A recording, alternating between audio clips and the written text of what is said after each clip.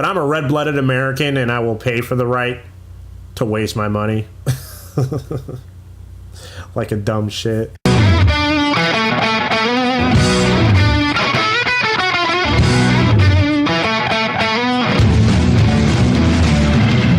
It's interesting how much you try to compensate from your desires as a child when the things that you find an interest in as a kid, if your parents hold them back from you.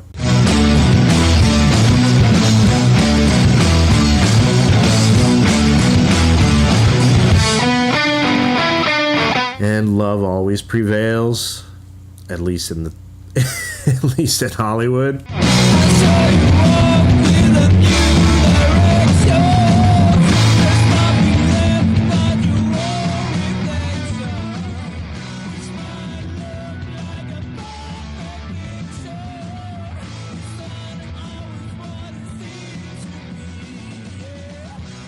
My name is Wes Rodriguez, and welcome to the Sink or Swim Wednesday show. This week, I'm going to be breaking down all of my taste in television. Did everybody tune into Dexter? Great season opener. Spoilers, if you're a Dexter fan and you're about to hear this, Dexter's sister Deborah has learned her brother is a serial killer. They ended the season last year with her walking in on him offing the villain of last season. And I had no idea how this season was going to turn out, if he was going to somehow get away with it without having to admit what's going on. But he tried to talk his way out of it, and he realized that he had painted himself into a corner, and then you could just see the relief on his face. He's a fucking damn good actor. Michael Hall. You could just see the frustration. You could just see the tension and the relief of just like, fuck it. I'm gonna tell her. There's no telling how this season's gonna go. There's no news about this being the final season. I have a feeling that his sister might end up getting killed. But there's no way that they can let the knowledge of her brother being a serial killer and her being so dedicated to her job as a police officer, she couldn't live with that. I mean, when she got suspicious, she wouldn't let it go until she got to the bottom of the fact that he was actually a serial killer.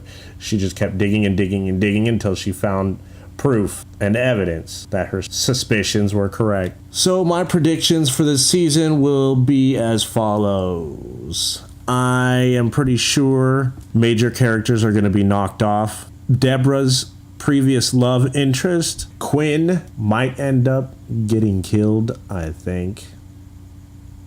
He's been playing a loose cannon for too long, and I think it's going to get the better of him. LaGuardia and Deborah are probably going to meet up at some point, and I'm pretty sure they're going to discuss Dexter being the killer, the Bay Harbor butcher. But I don't think that Deborah will cover up her brother. I don't think so. What's stopping Dexter from picking up and just taking off? I don't know. Just grab his son and take off. But I feel Dexter and Deborah will probably end up hooking up, and if the love breaks through, that might change the dynamic of her dedication to the job, because then she'll have to pick between her love or the job, and love always prevails, at least in Hollywood. I feel that Deborah and Dexter will probably end up hooking up. I think Masuka might be knocked off. I think Quinn might be knocked off. LaGuardia did some shady things last season. I think that's going to come back and bite her in the ass somehow. And if she presses the evidence of Dexter being the Bay Harbor butcher, that's only going to add fuel to her demise. So I think something's going to happen to her. We'll see. Anyhow, that's enough talk about Dexter. Also looking forward to the Walking Dead premiere that should be happening in the next couple weeks. I've been reading the comic book and I'm in love with it. And so far, the television program is holding true to the story. They're taking its own directions too, which is cool.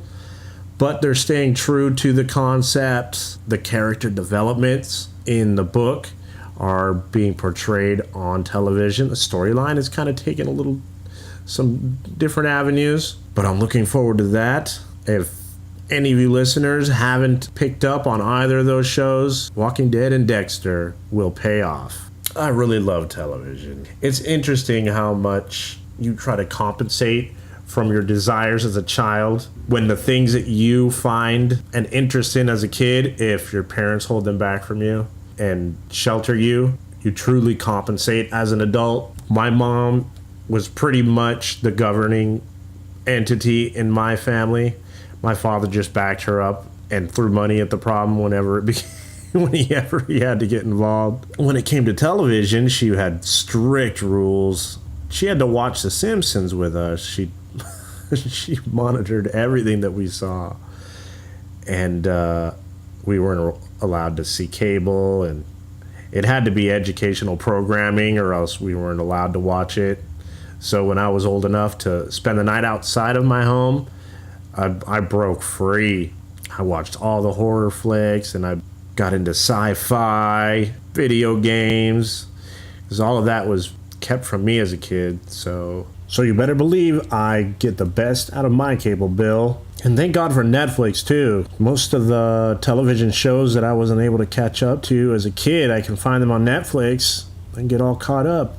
I've been watching a few series that I've completed. Are Monk. Monk was a great series. My younger brothers both watched that show together. Kenneth turned me on to it. He just went on and on about Tony Shalhoub and such a damn good actor he was.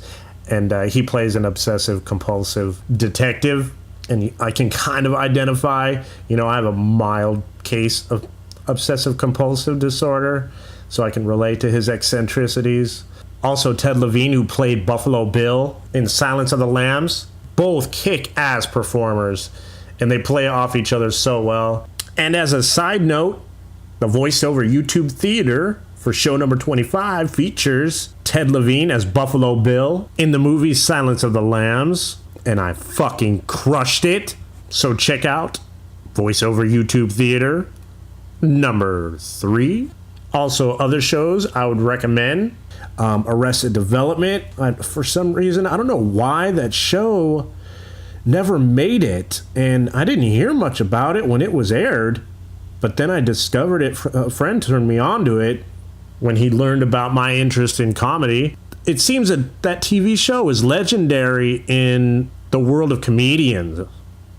It's like the show that comedians would watch to be inspired by. I was really excited when I found out that they will be releasing a few more episodes and then a movie, I believe, a feature-length film after the episodes have been aired. So I'm really looking forward to that. I think Netflix might be tied into that. I'm not sure.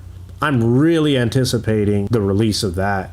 Breaking Bad I was able to catch up to on Netflix. Another awesome program. AMC really is knocking it out of the park with Breaking Bad, Walking Dead, and I'm going to be catching up on Mad Men. I hear so much talk about it, but I don't see how advertising and that era can be that enticing to watch as a television show, but I hear enough credible sources giving it plenty of praise. I'm going to give that a shot and see if I can get turned on by Mad Men. Lately, I've been watching X-Files, and I'm approaching the final episodes. I wasn't into it when it was being aired. Since I've been watching Breaking Bad, and I've learned that the producers and the writers also did X-Files and Lost, I believe, I thought I'd give it a shot, see if X-Files would piqued my interest, and I've been really into it. And I'm noticing a lot of celebrities have done bit parts on X-Files.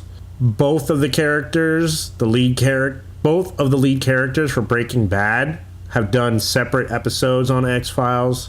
Shit, Jack Black was even on there for one episode, and numerous others. The writing is really good, and they really carved out that relationship between Mulder and Scully so well. But one thing that irritates me, one of the things that grabs my attention while I'm watching the show, is that two agents will be talking to each other, and all of a sudden, like, the conversation gets to the point where the plot might be exposed if somebody else were to be listening to it. And they're in the FBI building, and they will look around to see if anybody's listening to their conversation, and then they will literally just step off camera like 2 feet away as if 2 feet of distance is going to shield them from any prying ears.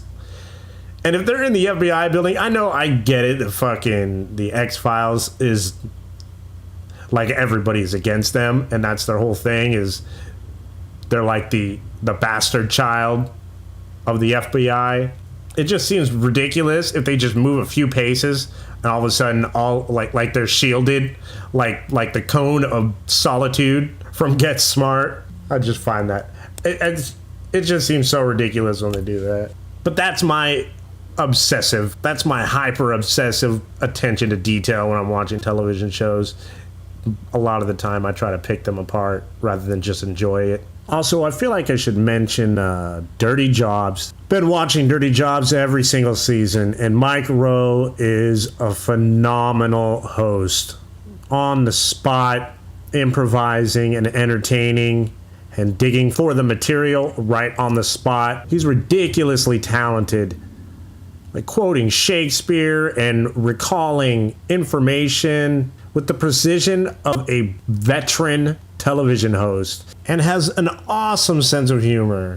He is what makes reality TV look good. There's only a few shows out there that can take that actual concept of on-the-spot filming, like documentary style, and deliver it without muddying it up with doctored writing for just like the tabloid entertainment. Dirty Jobs is kick-ass. It's what reality television only should be. That kind of filming, where it takes raw talent right there on the spot in front of the camera to make the show, not setting up people to pretend like they're portraying what is happening without being improvised. Another good television show is Bones. I really fell in love with that show. Sons of Anarchy, that was another damn good show. And because I watch it on Netflix, I'm behind on them, so I gotta wait like a whole season before they kicks back into Netflix, even though I'm paying for cable. I'm such a fucking idiot. But I'd rather watch the shows back to back than wait each week for them to come out. But I'm a red-blooded American, and I will pay for the right to waste my money. Like a dumb shit. American Chopper, it's another one of my favorites. It's the interesting dynamic between father and sons, like living it out in front of the camera and showing the frustrations. Who knows if that's doctored or not, but it's interesting how they let the camera expose what their family is like. And being an artist myself, watching Junior produce those motorcycles he's just such raw talent. And I look forward to every show when Nubby does the graphics and the painting. That guy is probably the best fabricating painter there is in the business. And Mikey is fucking hilarious. Anyways, moving on. Alrighty. A friend approached me and told me that his wife has a cousin who is single, and he was wondering if I was single too. And he suggested that he set me up with his cousin. And later he showed me a picture, and she seems like a pretty woman, and we will see how that works out. However, it's kind of awkward because if I'm not attracted to her, then I feel like there will be fucking tension and static between he and I. And then a part of me is like, I don't want her to feel rejected. You know, it's not like I'm seeing a woman and I feel like, okay, I want her to be embarrassed by me approaching her, and she can say no. No, this is set up. And so now I kind of feel like I'm flattered that he approached me and said he suggested me to her. and I'm thinking, well, then I must be a decent guy in his mind, and I feel like I should honor that. But I feel like I'm fucking obligated when I feel put on the spot almost. But if I don't put myself out there and play the stakes, then I risk to gain nothing. So life is about risk. And who knows, it could be destiny knocking on my door. And so we'll see how that works out. And I feel like I should go at least on one date with her. If it can fucking be coffee, you know? It doesn't have to be long, drawn out, fucked up situation that just only gets worse. So, and besides, if anything, I can come to the show and air my dirty laundry. And that should make for interesting podcasting. So look forward to hear the results of that situation. And I guess I can segue into our aforementioned rewind contest. And again, the rules are as follows. The first person to tweet which episode that all three of these quotes come from, and they will all come from a single episode, and you'd have to just name which one that is. It is, all three will be the same episode, so don't think you'll have to go and search through the entire archive, but feel free to do that as well. Actually, as a matter of fact, I want you to go through the entire archive. Wouldn't want to put you out by listening to the fucking podcast I'm recording. And the tweet address is at SOSWITHWAM. You tweet us, I will respond to you, and then you can send us your address, your mailing address, to our email address, soswithwham@yahoo. And without further ado, the Wednesday Rewind. My name is Wes Rodriguez. And I'm Marin Flores. And this is no longer a show. Then that entails what? Marin quit. Wait a minute. The show's over.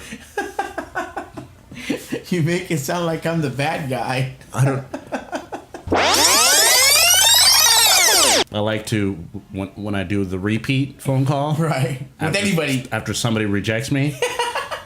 Not just me, I don't anybody. know why, but it has to be like an hour Right. or like half-hour increments. Right. For some reason. I know that. I'm obsessive compulsive in that Yeah, fashion. no. You know what? I do that. I do the same thing. But then I don't want to make it obvious. Like, did he actually? It's on my log right. that it was actually an hour ago, and I'm thinking that they're gonna notice that, and that's weird in their head. So I try to go like a few minutes ahead or behind. Right. I'm hoping with enough experience, I'm gonna have quality and character and comedy filling into that space where I feel confident. So right now, the only thing going for me to keep this going is the delusion that people want to listen to what I have to say, and I've got interesting, compelling conversation coming out of me. Don't you know? I am a special person. Please listen to me. I felt that there was content in that because everybody can relate to dating because it involves male and female interactions, and that's compelling conversation, right. Especially when they're males and females talking about coexisting together. In a sense, we're two different aliens trying to get along on the same planet. and it's crazy because it almost feels like we're talking two different languages, but we can understand each other, and it's like, how the hell do we coexist? Let's be honest, I don't think anyone's figured that out yet. And there it is, folks. Get your tweets in there quick as you can, folks. And you will get your limited edition SOS with Wham t-shirt. All right, and that'll be the short and sweet of this week. My name is Wes Rodriguez, and to quote the Beatles, and in the end, the love you make is equal to the love you take.